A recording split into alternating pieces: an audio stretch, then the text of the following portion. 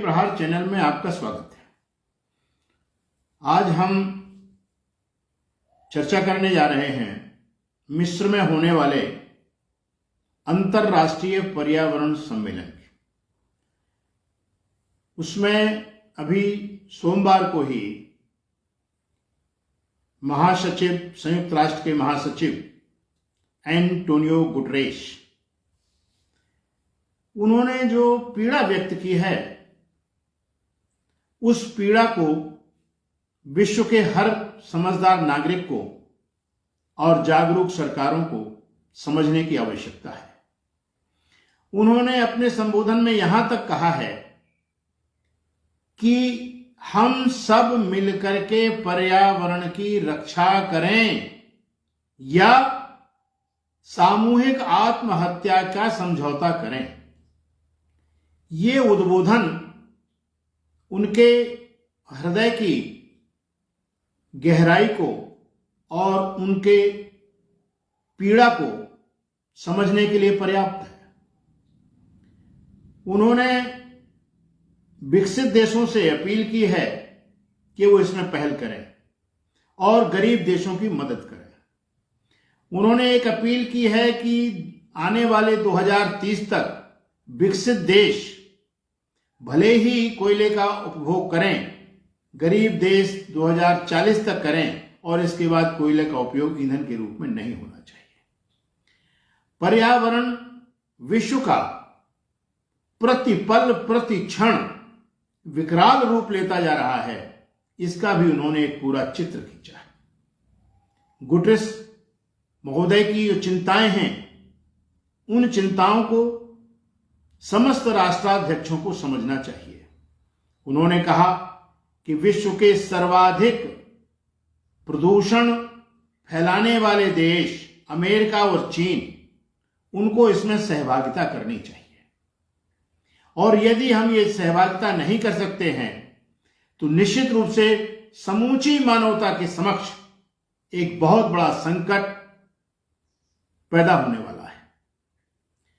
Guterres महोदय ने सभी से अपील की कि इसकी अनदेखी नहीं होनी चाहिए। आंकड़े बहुत विचित्र हैं। अगर आप देखें आंकड़ों को, उनका संयोजन करें, उन पर अध्ययन करें तो नींद उड़ जाती है।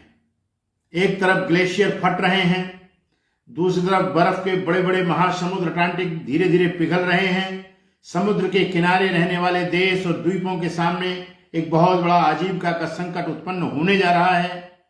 समुद्री गतिविधियों में तूफानों के हिसाब से वृद्धि हो रही है।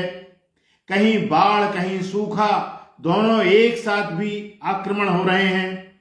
फसलों को क्षति हो रही है, गोदाम खाली हो रहे हैं, जनसंख्या बढ़ रही है।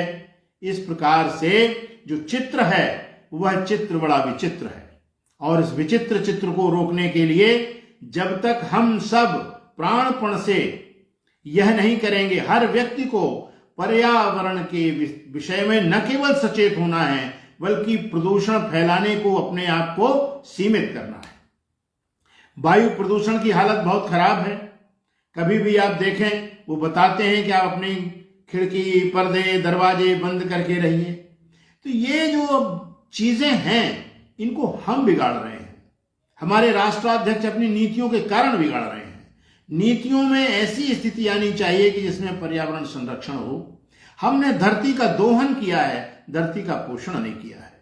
हमने धरती को उजाड़ा है, उसका श्रृंगार नहीं किया है। आज आवश्यकता है चेतने की, अन्यथा समूची मानवता के समक्ष बड़ा गंभीर संकट आ रहा है। हमने तारीफ की थी उत्तर प्रदेश सरकार की जब उन्होंने डीजे पर प्रतिबंध लगाया था, लेकिन वह प्रतिबंध, उस समय हमने आशंका व्यक्त की थी कि प्रतिबंध कागजी न रहे।